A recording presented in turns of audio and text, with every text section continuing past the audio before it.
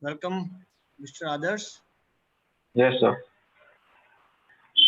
Welcome everyone. I am Adarsh Singh, CWC member of ISRE and active member in ISRE. I would like to introduce Mr. Sandeep Vasan. Sir, sir, we are welcome you. Hello, sir. You can hear me? Yes, I can hear you. Thank you. Sir, we are glad to have you here.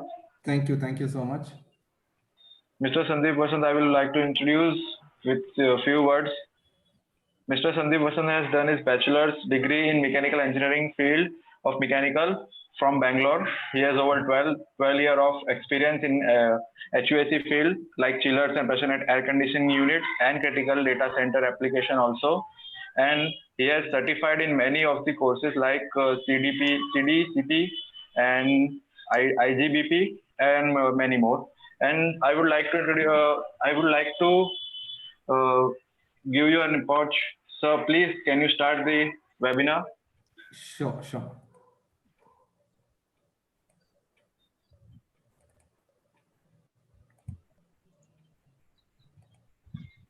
Hope you can see my screen. Yes, sir, we can see. And hope my audio is also clear. Clear, sir. Yeah, perfect. So good evening, everyone. A big thanks to ISRE Ahmedabad chapter and all the members. A round of applause for all of you bring out the time on a weekend to spending time to learn something on data center. A big claps for all of you who have registered and are patiently listening. I can see close to 38, 39 members. A big thank you to all of you for registering. Again, a big thanks to ISRE Ahmedabad chapter. So my name is Sandeep Vasant. I head the sales and business development for PAC for India. I represent a company called Flat Group. I am based in Bangalore. My contact details and my mail IDs are here. You can make a quick note of that. I'm also there on LinkedIn. We can connect post the webinar on that. The topic for today is critical cooling solution for a small server room to a hyperscale data center. Let's start. Before I get into the agenda and the topic, I would request, it's a humble request from me and from ISRE to all the members and everyone who's tuned in. Let's take a pledge for sustainability. We keep hearing sustainability on all the large ID buildings, but sustainability is something what you and everyone can do. What is sustainability? Sustainability means meeting our own needs without compromising the ability of future generation to meet their own needs. Here, I also take the opportunity to quote unquote Mahatma Gandhi's quote: "The earth provides enough to satisfy every man's need, but not any man's greed." What are the action plans? Very simple. I think we have been reading through our school and through our childhood. Simple: plant more trees. Three R's: reuse, reduce, recycle. Active, passive cooling. When the outside ambient is low, you can switch off the AC, switch off the fan, and let the ventilation come in. Plant more trees. Rainwater harvesting. In fact, I was reading an article like a city like Bangalore, where I live in. So if you, in fact, do a rainwater harvesting, let's say example of putting a plastic sheet over the entire city and harvest the entire rainwater, you would have enough water for today and also for the future generations. And believe me, today in current date, we have all taken water for granted. Of course, there is coronavirus and all that. There is a vaccination which is going to come very soon, but believe me, there is no plan B for water. So that is the criticality. With the rising number of population, we need to save water. Apart from that, zero waste. I think waste is also very crucial. I also saw some article where there is a small shop in Bangalore which is saying zero waste. Very good idea, but by a small shop. But that is something all of us should do. Sustainability, not only for the offices, but let's take the pledge of sustainability at our homes we stay and at our office and the factory. With that note, I get into the agenda. The agenda and the event flow for the webinar would be introduction to the data center. I'm sure all of you know what is the data center. For just for the benefit for the and balanced people who are not sure what is the data center, we will go through what is data center. PUV, power usage effectiveness. We keep hearing PUV. What is PUV? We will see that. Data center cooling standards and codes. It's mainly the agenda is on the cooling perspective. We will also look at the cooling standards and code, cooling design parameters, selection of the cooling units, and we will look at the airflow, what type of airflow are best suited for data center. We will also look at containments, volatile, hostile containment, types of different cooling units in a small server room, and we will also look at the key parameters in a chiller selection which goes into a data center. Then we progress into the larger hyperscale data center. What are the cooling units in a hyperscale data center? We will touch upon the other types of cooling units which are emerging, innovative cooling units, and then conclusion and summary, and then we get into the question and answer session. So with that note, introduction to data center. Now the data center concept started with the data storage device. In the left hand side, you can find we're talking about 5 MB of storage. In fact, if you take a photo at our cell phone in today's generation, it is close to 8 MB, 7 MB. To store a 5 MB storage, this was a photo taken in 1950s. To store a 5 MB storage, there was a large machinery which was done, and then just to store a 5 MB storage. On the right hand side, you can find a photo taken. In fact, most of us have been using CDs in the 80s and 90s. Close to a 700 MB of data is stored in a CD. And those days, a lot of the data was stored in the paper, and you could see a photo where Bill Gates is holding the CD, and the amount of data which is written in the paper, the amount of paper or the tree what is cut to store the data in a CD is shown in the right hand side photo. So this is actually from where the concept of data center, data storage actually started. So the evolution of data storage, if you will have to see, it started with a larger chip, larger device. Then it went to a floppy disk. We have been using, and we have been seeing this kind of storage device. Then we have seen CD drives where the data is stored, then gradually gone into a pen drive. And today, as we speak, the old data is stored in a data center or cloud, the entire millions of data. So why is data storage so important? Let's look at the worldwide numbers. Today, as we talk, the total data storage is in zettabyte. 1 zettabyte is equal to 1 trillion gigabytes. There is a 40 to 50% increment of data. Every device, we are all on internets. We have been doing webinars like this. We have social media. Everything is online as we speak today. Again, a quick math on the right hand side, more connected devices are there than the people. You can see the calculation, and the stats says that more connected devices are there than people. So it's very crucial that the data storage and the data center goes in hand.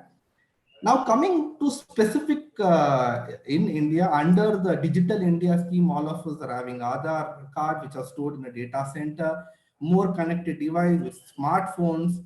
And if you remember, with the internet boom in the late 80s, 90s and 2000, with the internet boom, we saw everyone having mails. Now with the current COVID issue, everything has gone online, right from the small shop where we go buy our grocery, everything is online paid.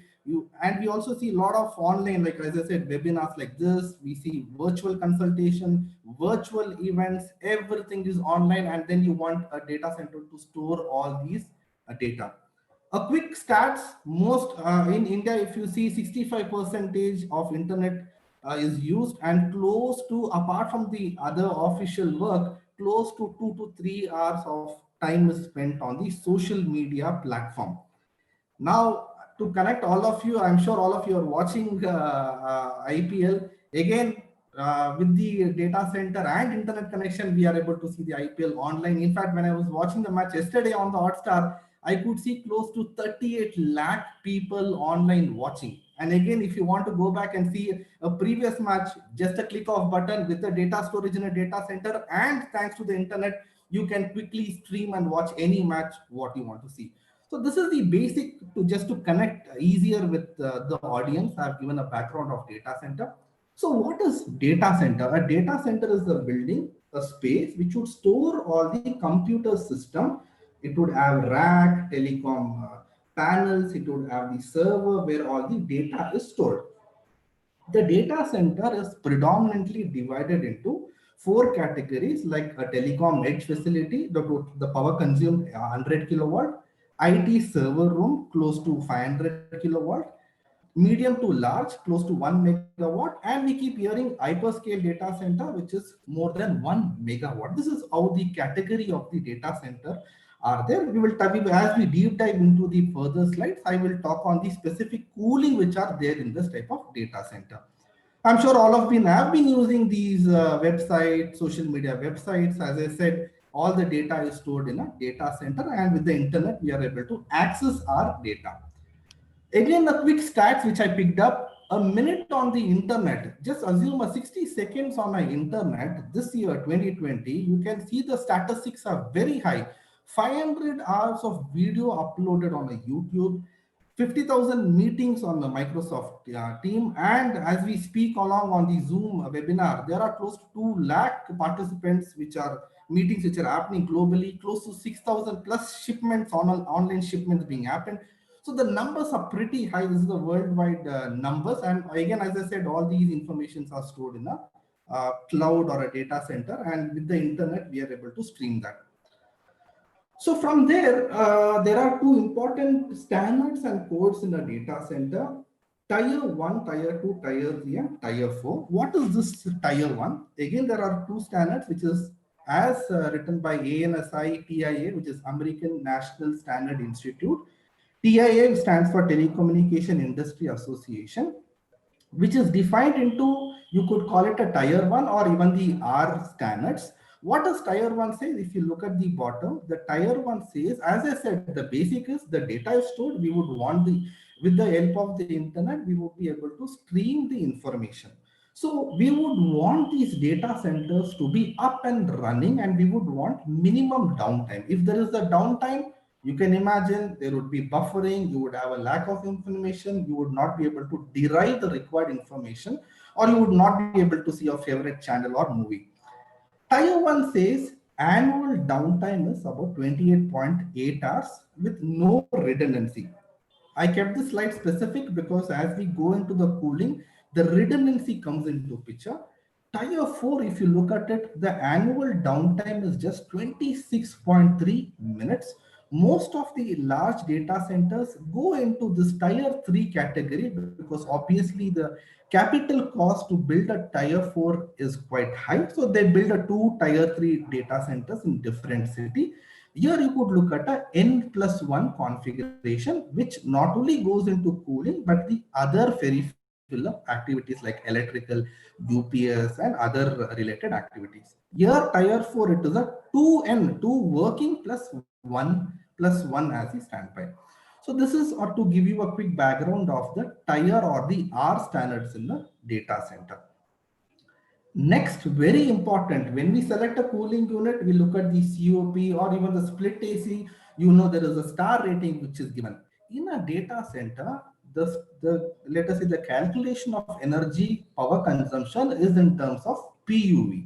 What is PUE? Power usage effectiveness, which is basically the total facility power. When I say facility power, the power consumed by the cooling, by the lighting, by the UPS, divided by the IT equipment like the servers and the racks, the IT equipment power. Now, to give you a very important view here is the cooling. As we get into the next slide, the cooling is close to 30 to 40% which goes into the PUE. So it's a very important point here, so that the design of the cooling and the criteria of selecting the right cooling unit is very, very important, which would affect the PUE. A quick number, if you do the math, the PUE, if you get around 3.0, it is a very inefficient data center. As we go to 1.2, it is a very efficient data center. What are the numbers of the PUE? If you look at 2006, 2007, the average PUE was around 2.5. As we speak in 2020, it's around 1.5 to 1.6. Yes, there are data centers in specific to regions, specific in cities like Bangalore, where I've come across the PUEs being around 1.1, 1.2, but this is the average number from the data from uptime. Again, on the PUV, on the global standard, if you see it is Asia market or average, global average is around 1.59. So why is PUV very important? Is it a concern for all of us, or why are we talking PUV and COPs and power consumption? In the previous slide, I showed you the data storage is increasing, the data centers are increasing. Again, quick stats. By 2020 or 2030, the power consumption, the electricity consumption in a data center is going to be roughly around 10 to 20%, which is the concern. Second stats, the carbon emission by the data center is going to meet the, almost going to match the industry's aviation by 2030, 2040. So yes, we see a large data center, a large data storage as we talk, but the figure says that the power consumptions are going to increase, the carbon emission is going to increase. Thereby, PUV becomes very, very important to keep a tap on that. So in the PUV chart, what we saw is the total power consumption taken by the cooling is close to 30 to 40%, which is a concern. There are standards, codes and design to design a cooling for a data center. I have picked up maximum from all the articles which I have read. I have picked up all the ASHRAE and ISHRAE norms which are related to designing a data center. Maybe you can make a note of it, or maybe I'll share the screen, the short screenshot of this slide post the event after taking permission from ISHRAE Ahmedabad. We can do that. These are the codes which are related to design a cooling unit for a data center. ASHRAE 2011-15. I will touch upon these codes as we get into the next slide. Technical committee, and there is a method of testing the computer data processing to 10127-2012. And there is an ECBC norms for chillers, and there is also for PAC as we speak, that which is in the draft. Maybe in a couple of months down the line that would be given. And then I also talked about the ANSI TIA code for data center, the N+1, N2, N+1 code. The indoor air quality, there is a norm for that. And during the current pandemic, there is a ISHRAE COVID guidelines which was given. And with IGBC, there is also a green data center program which is done to make the data center greener and sustainable. So these are the standards and codes which reading through a lot of articles and which are there in the public domain, I have picked up and summarized for the benefit of all of you. So let's look at cooling. Why is cooling very important in a data center? So let's say an example, if there is an increase or if there is very high or low temperature, any variations in the temperature can alter the physical characteristics or the electronic chip on the rack or the server. That can cause failure. So very high, very low temperature can fail or can cause fire in the server at the rack level. Very high humidity, obviously there can be condensation, and then there can be a corrosion on the server rack. If the server rack fails, obviously the data stored and the data device would fail, and we would not get the required information on time, or obviously there will be a loss of data. Very low humidity can cause static discharge, and such discharge can also greatly cause the failure of the server blades. A number check of the temperature humidity I will showcase in the coming slide, but these are the theoretical details on what can go wrong in terms of the higher lower temperature or high low on the humidity. Now from there, if you look at the overall perspective of design of data center cooling market in the South Asia, East Asia, it is defined into three categories: by architecture, room cooling, in-row cooling. By cooling, there is a chiller, there is an air conditioner, there is an economizer, there is a cooling tower for larger data center. By technique, there is air-based cooling, then there is also water-based cooling. These are the broader architecture or the defined structure of the cooling. Now coming to again stats, I have picked up also the PUV again here. You can look at 38 to 40% is what we are looking at the cooling in the PUV. Again, if you bifurcate the cooling further, the major concern, 55% is the temperature. So the major concern is on the temperature, 19% is on the humidity, dust is 6% because it's a closed loop. There is no entry of fresh air. Vibration close to 20%. So the major chunk of it is the temperature and humidity, but majorly is the temperature. So the right design of the cooling unit makes it very important to meet the temperature, and then obviously the humidity. Again, as we design the data center, obviously there are two categories. A, we look at the heat load generated per rack, 5 kilowatt, 10 kilowatt, 20 kilowatt per rack, and the heat generated within the room. Now, again, a quick stats, if you look at it, if the data center is built in a glass building, the heat gain which happens through glazing is 55%. That means if you are if you're designing a cooling system for the rack and you also have a glass, there can be more heat gain, and your cooling capacity will also have to increase because you're putting equal effort of 55% to cool the room, plus also the balance is required to cool the rack and server. So this stats clearly says that going away or avoiding the glazing in the data center is better, because if you have just a wall, the conduction through a wall is just 3%. So it's better or recommended to have a wall construction rather than a glass. Obviously, if you want to look at the aesthetic and if you want to go for a glassing, you will have to choose a glass with low U value, low shading coefficient, and a high visual light transmission, like a high performance glass. Obviously, the capex would also go high accordingly, but you can keep a note of these three parameters while choosing the glazing. Then obviously the balance math is on the lighting, computers, and the heat load. And roof conduction is close to 16%.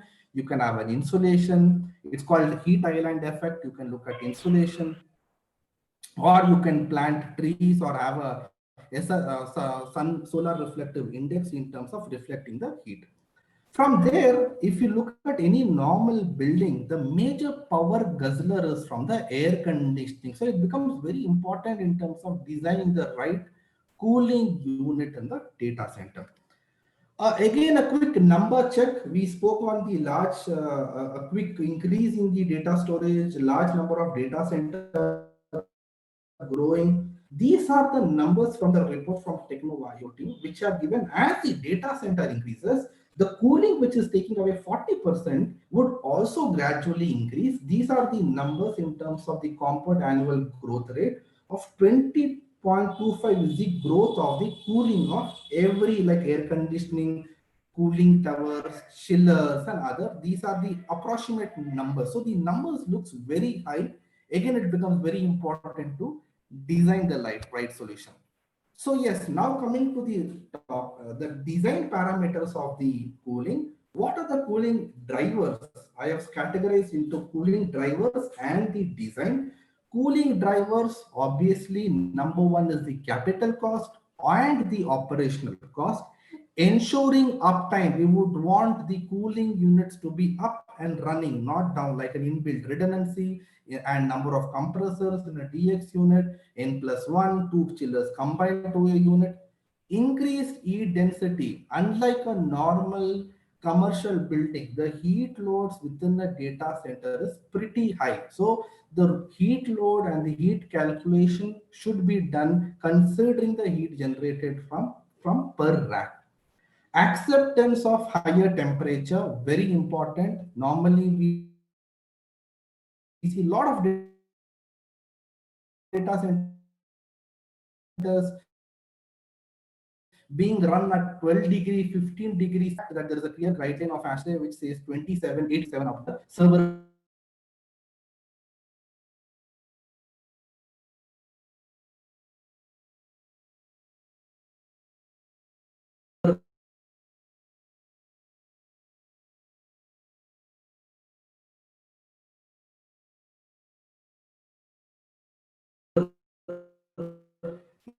inlet temperature. Optimize obviously obviously the cooling goes into n+1 to n+1. Number one, inbuilt redundancy, number of compressors within the chiller, number of compressors within the unit, or how many chillers are catering to the PAHU unit. Heat load of the room, we spoke on the heat gain via the glass is quite high when as compared via the wall. Heat load of the room. Heat load at the rack level, is it 5 kilowatt, 10 kilowatt? What is the airflow required per rack? Very important to check that. Placement of rack, we don't want the cooling unit at an opposite side and one rack placing at some other corner of the building, and the airflow at temperatures won't cater to that. Placement of the rack. Containment, I have a slide on containment. We will look at that. Very important. Whether you have a false floor, false ceiling, thereby the throw of the unit would be designed, the PAC airflow methodology. Very important, the air and water efficiency. What are the air and water efficiency? To improve the air and water efficiency is something what we will have to see, keep a check on that. And different types of PAC units. What I have highlighted in yellow color, I have a specific slides on that. I will talk in detail on that. And obviously the security parameters, we don't want anyone fiddling with these cooling units in terms of switching on or switching off. And very important is the DCIM and integrating all the cooling units with the BMS and with the fire separation so that everything is integrated and you can monitor what's happening at the ground level at the data center on the cooling. Now, again, quite a worrying stat, if I have to say, is that the major downtime, the failure in a data center, obviously, yes, it can be due to the hardware or system failure, but unfortunately, it is also due to the human error. So, integration, BMS, artificial intelligence becomes very important so that the human error can be remote. And of course other rates, if you see the computer virus and site disasters are pretty much smaller number. So yes, having the right cooling unit, having the design parameter, integrating it, and having an artificial intelligence to monitor all this is something which we can look at so that the human error would actually be removed. And of course the other errors are pretty much small in terms of the stats. On the heat load design, we spoke on the per rack heat which is generated, also the room, what is the heat which is generated. The units should to be designed, the cooling units to be designed for high SHR, sensible heat ratio. In fact, we had a webinar last 2 months back on same ISHRE Ahmedabad. You can check the link, precise cooling with CCU to meet high sensible load. There I specifically spoke on what is sensible heat, what is total cooling. Sensible heat ratio is sensible cooling by total cooling, and how it is different than the comfort AC, which is around 0.9 to 0.95. Sensible cooling is very important in a data center because the heat generated is just sensible, just increasing temperature. So we would want high SHR. The airflow is also quite important so that you can look at it. Close to 500 to 600 plus CFM per ton is something what is recommended to ensure zero hotspots and better filtration and distribution within the data center. And very, very important, I keep telling, in fact, to everyone whom I meet, and then first thing when we design, the cooling unit should meet as per the ASHRAE 2011-2015 guideline. This is the guideline, which is saying server inlet temperature should be at 18 to 27. Now let's look at why it is so important in terms of meeting, because we see a lot of small data centers, small server room, the temperature at the server is still at around 12, 15 degrees, which is very low. It is not required to run the cooling units so low because the power consumption would be very high. Thanks to ASHRAE 2011-2015 norms, there is a clear guideline which says 18 to 27 is what you can operate. In fact, just 2 days back, I was speaking to one of the customer, and I was happy to see that the facility team had shared me a link or the document which said that my servers are designed to meet your A1, A2, so you can recommend a cooling unit for that. So which is very nice to see that the facility IT team are sharing with the facility team, and the facility team in turn shares the document to all of us, so that then we design the right product. So if both IT and the facility and the OEMs and every designer go in hand and are aware of the temperatures are very important. So the temperatures on the supply on the server to be at around 18 to 27. Humidity also can be around 40 to 80% RH on the ASHRAE 2011-2015 guideline. There was an ISHRAE guideline considering the COVID, where it was clearly said to embed the coronavirus, you can maintain the temperature from the air conditioner normal room point of view at 24-30 and RH around 40 to 70. That is the same number what we are also referring in a data center. So the ASHRAE 2011, 2015 and the ISHRAE all meet the guideline of the server temperature also in terms of the COVID guidelines. So why is it so important? One is, yes, the ASHRAE talks about the temperature, then ISHRAE talks about the temperature. So how is it going to benefit on the cooling unit? A quick case study to understand the behavioral pattern of the cooling unit. A case study of 130 kilowatt. I have kept the airflow, the returner temperatures are varying, the RH and the ambient same, and the external static pressure constant. Most of the cooling units are under this category, which is the return air at around 25 and the supplier at a delta of 10 is around 14, whereas the ASHRAE says 18 to 27. This is far more less.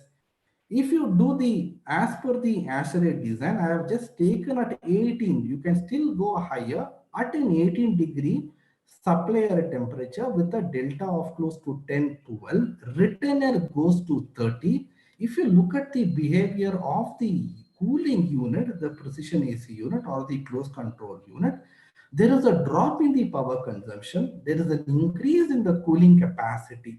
So thereby your power consumed would be lesser, your operational cost would be lesser.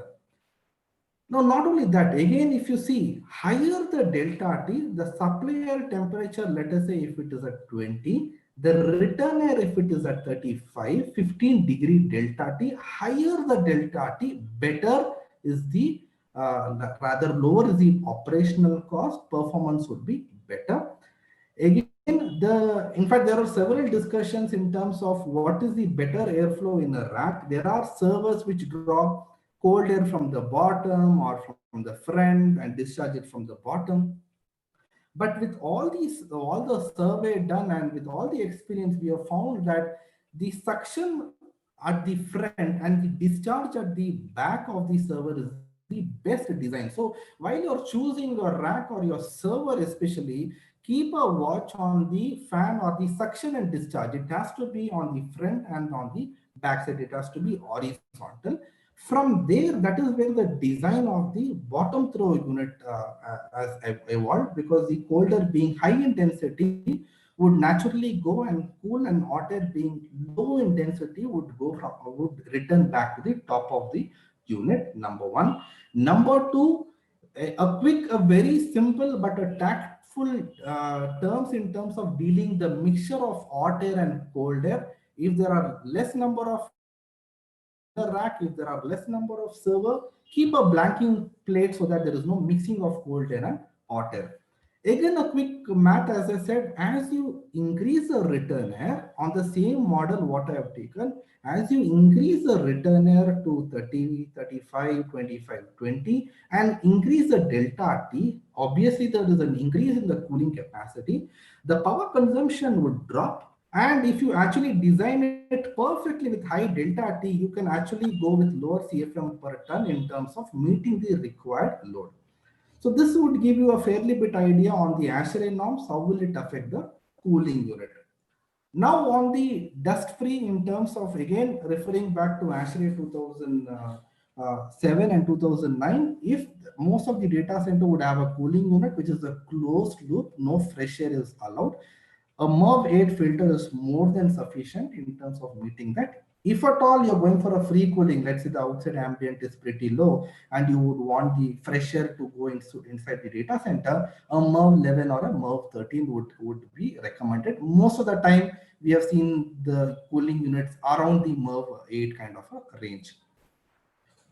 From there, we look at different types of cooling units and the airflow methodology. Again, the cooling, when I say cooling units or cooling medium, can be a refrigerant based, can be a chilled water, a dual fluid combo of DX and chilled water, or chilled water. And we will also look at the different airflow patterns, which can be bottom through, frontal, or the inflow in terms of for the data center.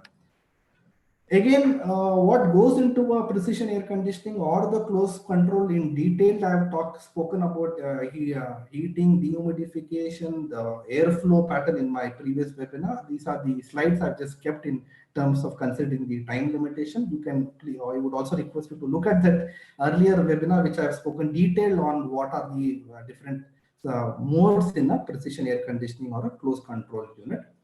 So you could look at the first photo, direct expansion. There is a compressor in the indoor unit, just like you can imagine a split AC or the compressor in the outdoor unit. The benefit is you get a longer copper pipe. These units typically go into a smaller server room. The capacity would come from, let's say, a 5 kilowatt to maximum of 100 to 130 kilowatt, again, depending upon the different OEMs. But average, we see 35, 40 TR of DX and around 50, 60, maximum 50 TR in a chilled water. It's also connected, as I said, to a chilled water. We see this application majorly used in a larger data center. But for a smaller server room, this is the DX type is what is being used. Around 20 TR, 10 TR, 30 TR, multiples are used. From there, in a larger, as I said, in a larger data center, like an hyperscale data center, the units, what we call it as a PAHO unit or the Combi Cool units are connected to either the DX or the chiller or chiller plus chiller. In this category, in the morning operation, when the chiller is operational, it would run on chiller, and in the daytime, in the evening, when the ambients are low, it would go run on the condenser. Here it can operate at either one working, one standby, or it can be at different temperature. Again, we see this in a kind of a medium or a larger hyperscale kind of application. Again, as I said, these are CCU units, PAC units with limited capacity. Of course, if the cooling capacity or the design is pretty large, you will have to look at multiple of these units. From there, we look at free cooling. This is the concept which is quite emerging. When I say free cooling, the fresh air is directly routed through the cooling unit with the MERV 11, MERV 13 is filtration, what we would require. Second concept is there are two pipes. One is the DX and a water pipe where there is a circulation of water and brine, which runs at a certain temperature. It would run only the EC pump. As the temperature increases, it goes to a mixed mode, which is a combo of the chilled water pipe and the DX. As the temperature again goes, it goes only to the DX. When I say temperature, it is the ambient what I refer. A quick check or the quick check on the circuit diagram, you can see there is an outdoor unit. There is a dry cooler, or it can be an hybrid kind of a setup. Also, this as per the design, the units can be with multiple indoor with one hybrid dry cooler. And if you see at the indoor unit, there is a EC water pump with a free cooling coil and an evaporating coil. This is the coil where the water is circulated with the ethylene glycol up to a certain temperature, post which it goes into the DX, the refrigerant based cooling with the compressor. So this is something which is evolving, which is emerging from the free cooling of taking the fresh air. This is something, a second kind of a free cooling, which is also emerging, where you get a benefit of the lower ambient. A quick graphical representation of how the free cooling on the second free cooling, what I spoke about, where you have a lower ambient. This is the extreme from minus to almost 29, 30. Obviously, the indoor fan would kickstart. At a certain temperature, the compressor would start off. And from there, the outdoor fans would kickstart, and then the EC water pump where the water circulation would happen. Up to a certain temperature, there would be free cooling, 12 degree ambient. We get very low we don't see such temperature in, of course, in extreme climates, but yeah, once the temperature goes to 12, it goes only in free cooling, no compressor, no the DX condenser. Then it goes into the mixed mode. Mixed mode is also a fairly good in terms of the lower operational cost, because the easy water pump and partial with the inverter compressor would operate up to 27, and then above that it would go purely into the DX mode. Obviously, when we design such unit, we look at the weather data of or the ambient in the city where we're designing for entire year every day, and then we plot the power consumption and free cooling, mixed mode, and DX to better understand what is the benefit. But yes, definitely there will be a benefit in terms of when we compare to a normal DX unit. So from the cooling medium, we look at the airflow medium. There are plenty of options in terms of the cooling unit. When I say cooling unit, this is specific for the smaller server rooms, which are floor mounted cooling units. You can look at frontal throw, or there is a bottom throw, there is a top throw. The question remains that which would be the best bet for data center. In the earlier slide, in the ASHRAE norms, I showed you there is the suction in the front, discharge in the backward is something which is important. And to do that, cold air being high in density goes from the bottom, and hot air being low in density would naturally go on top of the unit. So considering that design, the best bet would be the top four rather than the bottom four. There are top four. These are all the cold air which goes from the front or even at the bottom. So the right answer in terms of choosing the best airflow would be the top four category. Obviously, if you will have to rate it better, you can look at this as a number one choice, where you were having a bifurcation between the cold and the hot air.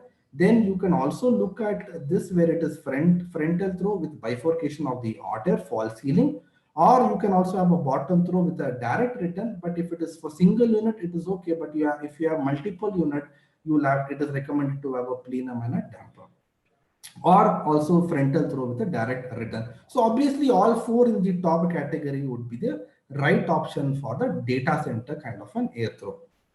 So now the discussion not only stops there. Yes, we have designed the temperature, we have selected the cooling medium, we have also selected the type of air throw with bottom throw, frontal throw is the right bet. But where do we can't just place the PAC unit at the rack somewhere. As I said in my starting slide, placement of rack, very important.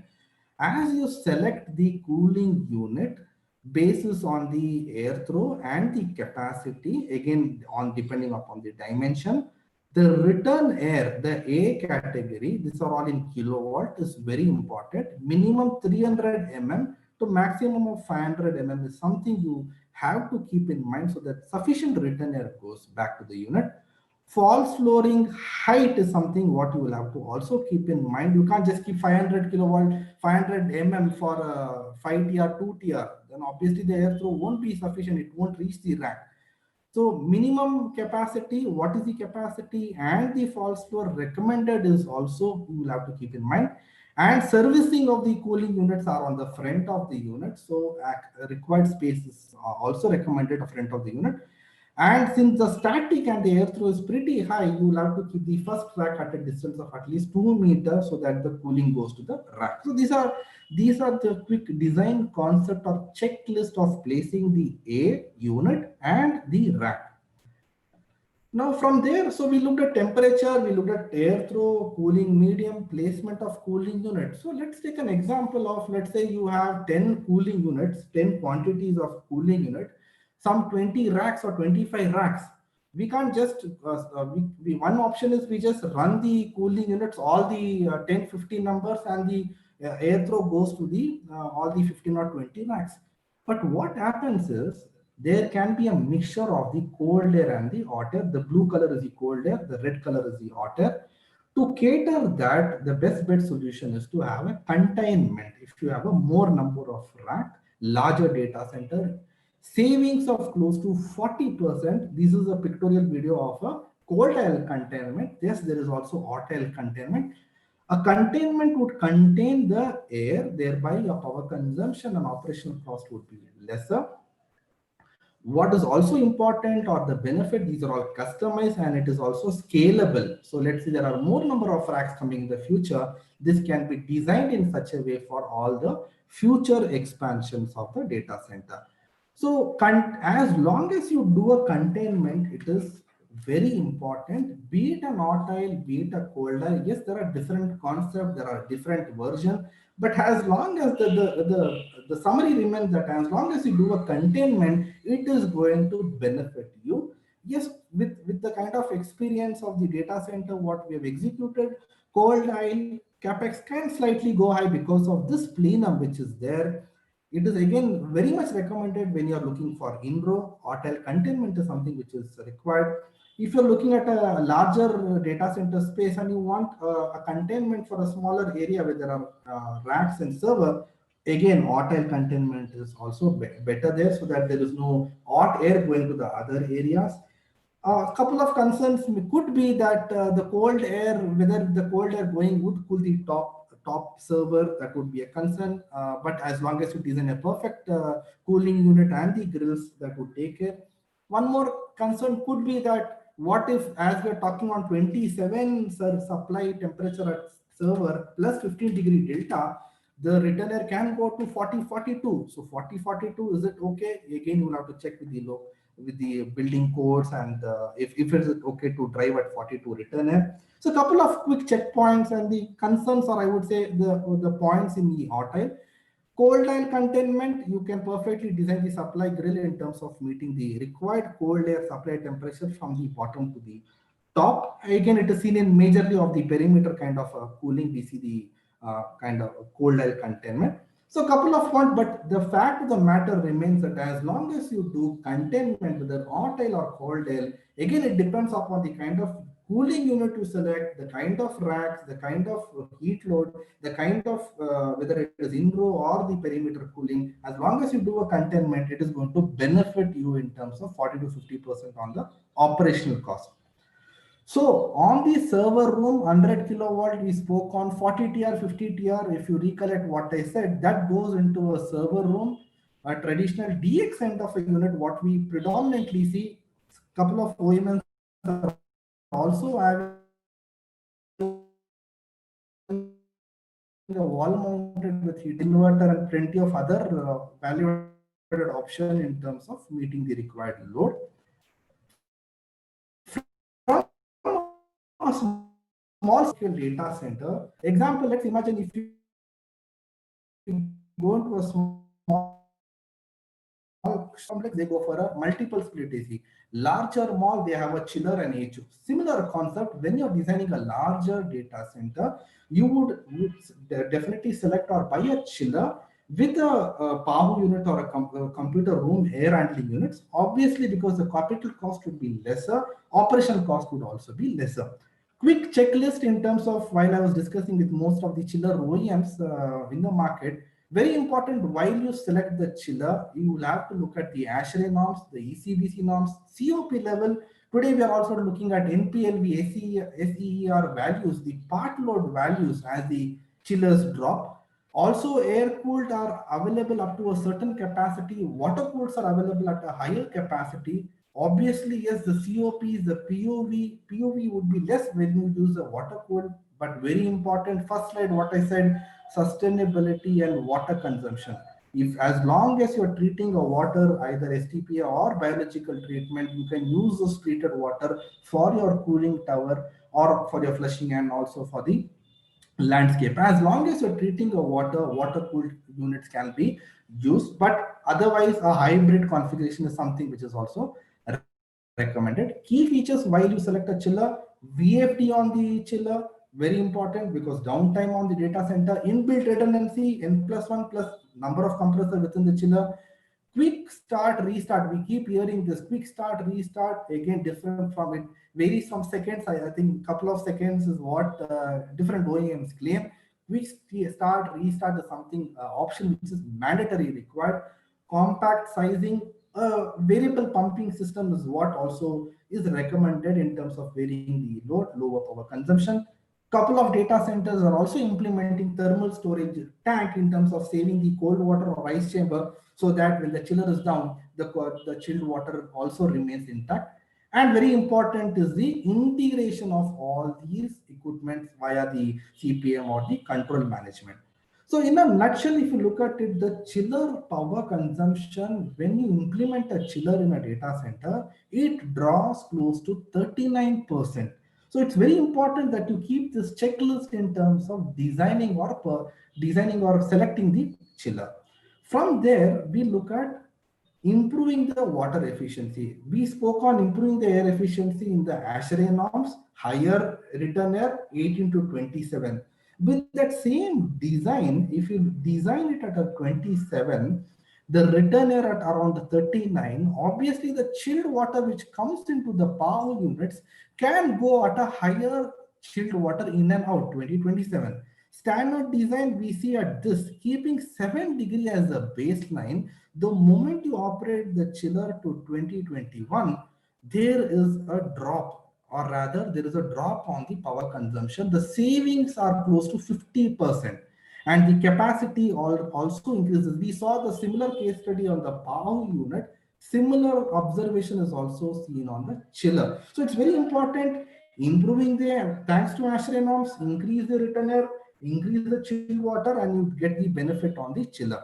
But one point you can see here, the PAHU or the chilled water units at the data center capacity reduces, then obviously you will have to go to the next size or the next model in terms of meeting the cooling capacity or CFM. Yes, there can be a gradual increase in the power consumption of the fan, but if at all you are saving 50%, and if you lose 5% in terms of going to the next capacity, you still save 40 to 45% on the chiller power consumption or the saving. From the 39% on the chiller, we saw 14% on also on the pump. So before we get into the pump consumption, again, very important, quick checklist on the air efficiency, water efficiency. The old supply temperature was around 14, 15. Today we are looking at 18 to 27 supply return high. Water temperature 712. Today we are looking at 2027 because of the higher return air temperature. Also, we see free cooling chillers where the chillers are connected to the cooling, water cooled chillers connected to the cooling tower. When the return air temperature or the chilled water is quite high and the ambient drops, instead of running the entire chiller, you can have a plate type heat exchanger where the water can be circulated with the heat exchanger to the PAHU unit. So this is something which is also picking up, or which is something you can select in terms of your location and the type of unit and the type of data center. On the 14% power consumption on the pump, again, since it is 14%, you will have to also look at the selecting the right pump. If the water flow rate can be reduced, the pump energy will be saved. To reduce the water flow and still successfully handling the cooling load, the temperature delta T, which is 712, the delta T, higher the delta T, better is the saving on the pump. You can implement a variable primary option or even a constant primary. Obviously, the variable primary option would be the best bet in terms of saving on the capex and the opex. So here, quick math, higher the delta T, 10 degree delta T, 26% is the saving. This is just an approximate number. Again, it depends upon the type of pump and the type of chiller and various other factors, but this is the quick math on the saving. Then as we go from a server room to a chiller to a hyperscale, what is hyperscale? Basically the data center server room, which are scalable. As we see a lot of data centers being there and a lot of data storage to be there in the data center to be saved, a data center to be more expandable and more scalable is what goes into the category called as hyperscalers data center. In spite of the COVID, we found, as per the stats, there are close to 26 data centers which were added. And again, the stat also says that there are close to 540 hyperscale data centers globally. Again, two concepts from the cooling. One is the power units, what we can see here. Limited capacity, as I said in the previous slide, 100 kilowatt, 130 kilowatt, 40 TR, 50 TR. But obviously the heat loads and the capacities are very high. So we will look at higher capacity in a hyperscaler. Obviously, there is a chiller. Emerging trends which goes into a hyperscale data center is a fan wall unit and an indirect evaporative cooling. I will touch upon these two in the coming slide. So indirect one, we spoke on free cooling where the air is directly taken into the room, and then direct room air handlers where the direct fresh air is taken. What if the fresh air or the outside so-called fresh air is not so fresh? The data center, there can be a fluctuation of the temperature, the dust, there can be an increase in the dust, and definitely there can be a failure of the server. That is where the concept of indirect evaporator, you can see the video in the right hand side as the video is playing. Indirect evaporative cooling. This is a concept which is higher kilowatt, close to 200, 250 kilowatt, where the ambients are very low. All the components of the adiabatic cooling pad, it can also be connected to a compressor, would operate. As the ambient drops, then one of the component would shut down. You can look at the compressor, which is also connected there. So the airflow, what we call is an indirect evaporative cooling, where the direct outside air is not in contact to the data center. You can look at the airflow pattern as a top. From the indirect, this is also called as computer room air handling units. From there, the next emerging trend is the fan wall units. Fan wall units are the units which are placed like an AHU units placed at the service corridor. And you can see, closely observe that there is no false floor there. Obviously, there is an hot air containment where the hot air is taken back to the unit. Racks are placed directly on the slabs, the return air to be ducted, and you can have a control of the supply temperature. No false floor, no false ceiling, or rather for even the grills are eliminated in this case. As the temperature increases at one of the aisle, thanks to the EC fan, VFD, you can monitor and modulate the supply air temperature. It can also ensure uniform air temperature throughout the room with lower PUV and best COP in the fan wall unit. Very important to be noted here is the capacity of such units go up to 400, 500 kilowatt, and these are scalable. These are scalable at site. Second, from this is how the unit would look. From there, the emerging trend is that eliminating the false floor. Initially, the concept was, okay, let's design a data center. Okay, bottom throw is required. Let's have a false floor. But today, as we talk, in the previous slide, I showed you bottom throw or even frontal throw. As long as the air throw is going horizontal and the return air comes on top, you can actually eliminate the false floor. So we see the emerging trend of moving away from the false floor. You can save a large cost, the stand, the false flooring, the supply grill. Just imagine a larger data center with huge number of false floor supply grills, all can be eliminated, and you have a lower capex, and overall PUV would also increase. Obviously, the air throws are horizontal, which are internal or matching our requirement on a data center. So eliminating the false floor is what we are looking. Other types of cooling from hyperscale, from other types of cooling units, what we see on the heat load per se, one is the room heat load, one is the rack level heat load. Rack level heat load 2014-15 we found 5-6 kilowatt. As we talk, it is 10-11 kilowatt or even 20-25 kilowatt per rack. So it becomes very important that yes, obviously we design the cooling unit, but one more very important thing, racks are generating such tremendous heat. It's very important to bring the sufficient air volume to the rack level. So this is leading to the adoption of containment, and rack level cooling is what it is leading to, because the server or the heat load generated per rack is quite high. So to meet that, in-row cooling, same CCU units, in-row cooling, where the air throw, the coolant being air, is brought next to the rack and then cools the neighboring rack. Obviously, containment such as the hotel containment is mandatorily or required in terms of having a better efficiency. From there, rack level cooling, rear door heat exchanger is the concept what you also see, like a car radiator where there is a heat exchanger kept at the rear end of the rack, and then there is the hot air picked up by the heat exchanger. From there, we also see cooling units placed within the rack, either at the bottom or at the side. So it's all rack based, where the cooling units are within the rack. It's all rack level cooling.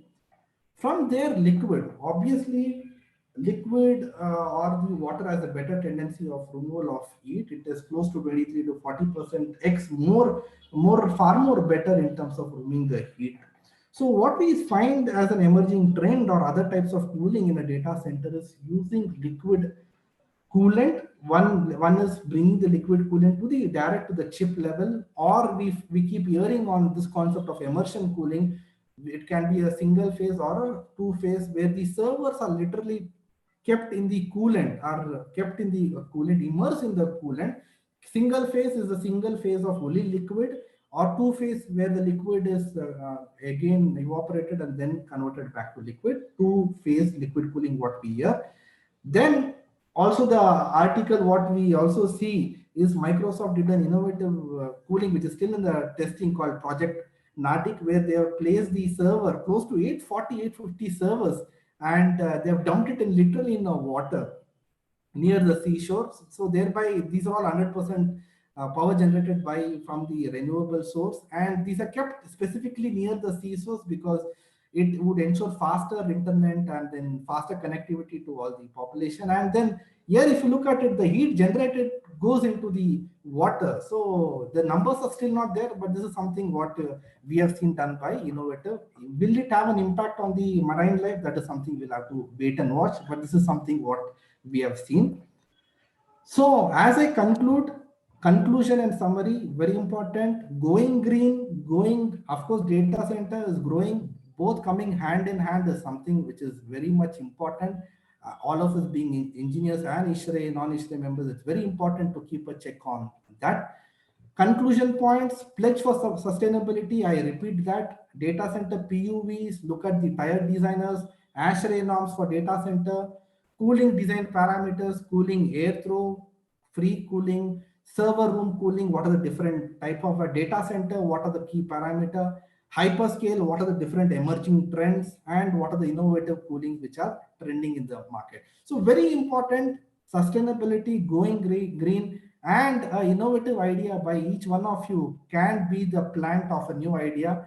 So let's go green, let's go design and go with the innovative solution, and obviously keeping in mind of all the points what I have talked about. With that, I would conclude. I hope I have covered in the short duration. I've tried to cover maximum information. Again, a big thanks to ISHRE Ahmedabad chapter and all the members who are patiently listening to me during this webinar. Thank you, Sandeep sir, for this informative webinar. Thank you so much. Going through questions. First is how to control RH in data center. Can you give some tips? Yes. So one way of controlling the RH is, as I said in my previous presentation, I've spoken on that. There are sensors which are there within the PAC unit. Again, you will have to check with the OEMs whom you are interacting. There is a supply air or a return air RH sensor which would actually sense the RH which is there at the data center, or the sensors can be extended. With that, you can actually monitor the ground level of what is the RH, and thereby that would give an sense, or that would give an information to the cooling unit to whether to go into a humidification or a dehumidification cycle. As I spoke in the ASHRAE norms, nothing much to worry on the RH. What I spoke in the RH is close to 30 to 80, 85 in the A2 category. But if at all, if it is going very low or very high, it's something where the unit would automatically detect, sense, and then it would implement. Sure, sir. Another one is, what is the computer room air conditioning unit and normal air conditioning units? Okay. I think in my previous webinar, I spoke on that and very detailed. But yeah, just for the benefit of the member who has asked, if you look at the computer room air conditioning and the comfort AC, SHR, the sensible heat ratio is quite high, 0.9 to 0.95. Comfort AC, 0.65, 0.7. It is made for comfort application. When I say comfort, both sensible and latent load, number one. Number two, the air throw per se in a comfort AC is 200 to 50 CFM per ton, whereas the cooling units or the CCU are made for 600, 500 CFM per ton. Apart from that, the CCU are made for 24/7 with sensors, with control panel, with it would have a dehumidification cycle, it would have a heater, it would have a humidifier. Very important, plus or minus one on the temperature is something the CCU can monitor, plus or minus 5 on the RH.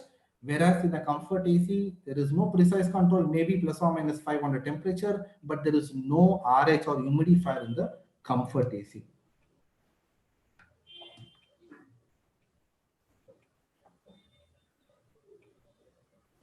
Okay, sir. Another one is, what is the vibration part considering in HVAC?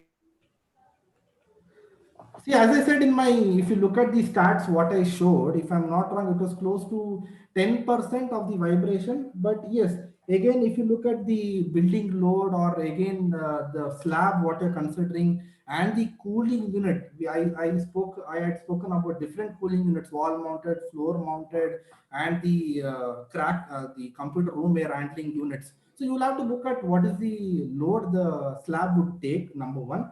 And there are stands or vibration isolators which are there in the market which can actually withstand the vibration from the unit. But yes, as per the stats, vibration not much of a concern, but yes, very important as you design the cooling and the building.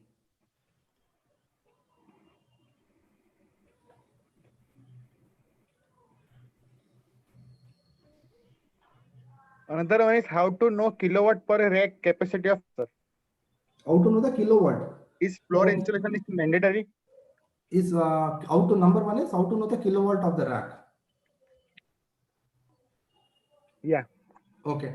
So number one is, as I said, one is, if you look at the POV, total facility and IT. So while you are selecting the server, number one, you check with the server manufacturer what is the airflow or what is the kilowatt generated from them.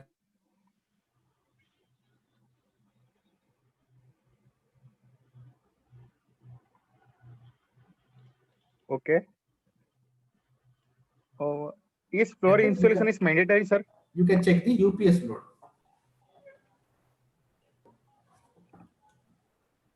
Why air purifier is required in server? Why? Simple question. Why air purifier is required in server? Air purifier. See, air purifier again, if as I talked about dust, if the contamination or CO2 levels increases, we don't see much of an air purifier. But yeah, if the outside ambient or the fresh air or due to the door opening, if the air quality is very bad, one thing is you increase the filtration within the unit.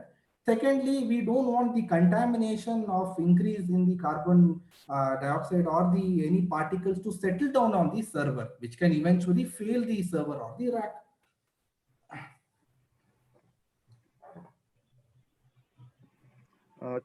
Thank you, sir, for this wonderful webinar. Request all the members to follow our YouTube channel, technical stuff. Request Mr. Ashutosh Vyas, our treasurer, to give vote of thanks. Thank you, sir. Good evening, Mr. Vasant. It was thoroughly insightful to listen to you on this vast subject. Actually, I was myself I was looking forward to listen to you on this subject, which is very interesting, of data centers. What are the cooling standards and their codes? What are the normal parameters we should keep in mind while designing them? Specifically, this cold and hot aisle containment was really amazing to know from such proximity. I would like to thank on behalf of ISRE Ahmedabad chapter for your time and energy and helping all our members learning about this important topic, sir. I would like to thank you once again, sir. Thank you so much for the wonderful opportunity. Again, a big thanks to ISRE Ahmedabad. All the members who are patiently listening, and a big thanks once again. Happy weekend and happy Dasara to all of you. Thank you, Sandeep ji. Same to you, sir. Thank you, sir. Thank you so much. Bye.